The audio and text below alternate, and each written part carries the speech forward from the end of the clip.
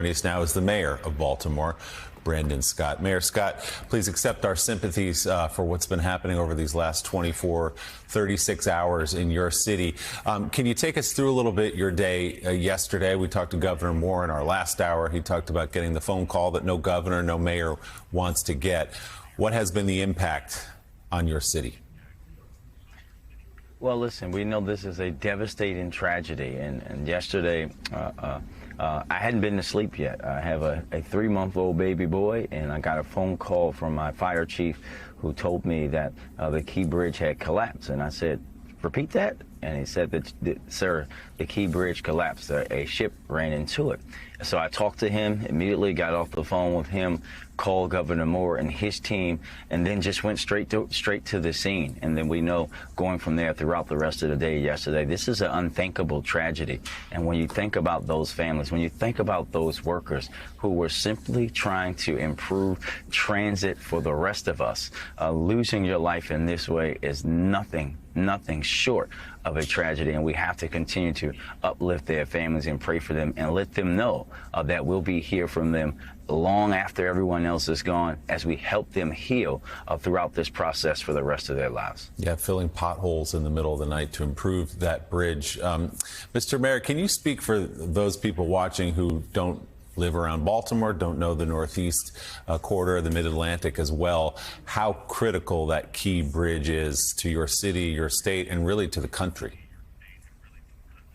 Yeah, listen, the Key Bridge is a critical thing. It allows the ships to go into our port, which is the 9th largest in the country, #1 for auto exports and import. It also has a Domino Sugar Refinery, the largest in the Western Hemisphere. All of these things are going to tremendously impact not just Baltimore and Maryland, but the entire supply chain. We know we have to figure out, working with our federal partners, our state partners, everyone is locked in together on how we're going to work through every process. Right now, of course, it's focused on recovering those who we lost so that we can have some sense of closure for those families. And then we will be talking about rebuilding, removing the damage, the wreckage, reopening the channel, talking about how to rebuild the bridge. And we will do that because Baltimore is always going to come back stronger. We've heard it from President Biden himself.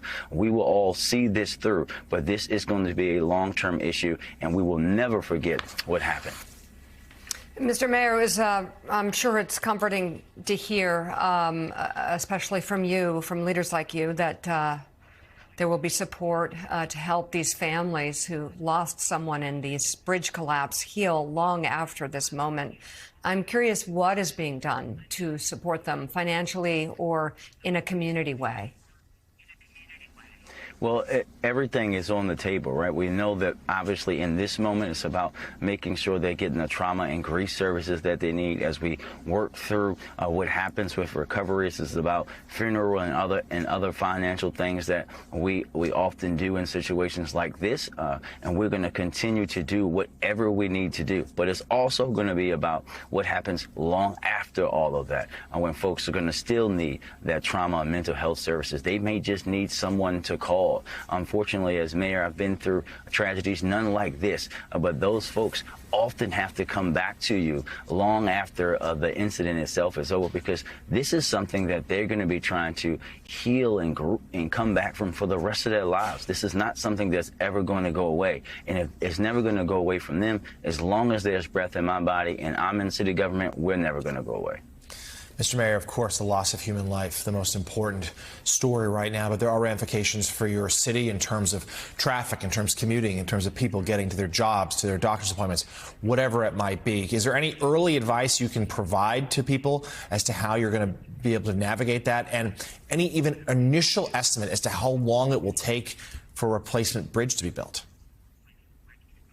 No, we'll be working with Federal Transportation, Maryland Transportation on that, obviously, and we'll get to that. And as far as the traffic goes, we've already worked with MDOT, who's the lead, because this is a Maryland road, and they'll be directing folks around. We have 895 and 95 tunnels, right? The Key Bridge was built to alleviate traffic from the tunnel. So we're going to have folks, there's going to be traffic. We're going to have to allow ourselves more time. We're going to have to allow ourselves that time and more patience patience with everyone, because when we just went through something like this, we all know that it's going to have a big traffic impacts, but we have to have that patience, because nothing is going to change that right now. And we have to continue to come together as a city in every way, including being mindful of how we're traveling and when we're traveling, so that we can alleviate anything that we possibly can. Mr. Mayor, it's such an important reminder of the degree to which the American economy runs on immigrant labor. And these people who came to the United States, of course, not expecting anything like this to happen. And we really do rely on their efforts to keep the economy going. Remind our viewers how central this bridge and your port is to the economy of the eastern seaboard of the United States. Well, listen, I just said it very clearly. We're the #1 for cars, and we know how important cars and car imports and exports are to this country, right? And when you think about that, when you think about the other companies that will be impacted, from Amazon, Under Armour, Domino Sugar, Carnival cruise ships that come out of the harbor port, this is going to be a big impact, and we're going to have to work through with our partners to make sure that we get this open as quickly but as safely and responsibly as possible. And we know that we have the full weight of federal government that's going to be here with us, the full weight of state government, obviously under Governor Moore's leadership, the full weight of city government from under my leadership, and even our County Executive Olszewski and his government, all of us together to make sure that we can do this the right way, the responsible way, and the quickest way possible. And just finally, I know we have to go, but I appreciate the words and the support. But for those who lost their lives, especially these immigrants who are working on the bridge, will there be a fund set up or something?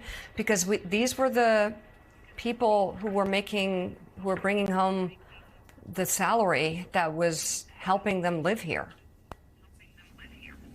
Listen, we will support the families of our residents every way that we can, and that includes financially. We'll be talking and discussing with those folks and with the folks that they work for how to do all that. We have to do that in decency and in order, but we'll be supporting those families in every single way, and that includes financially.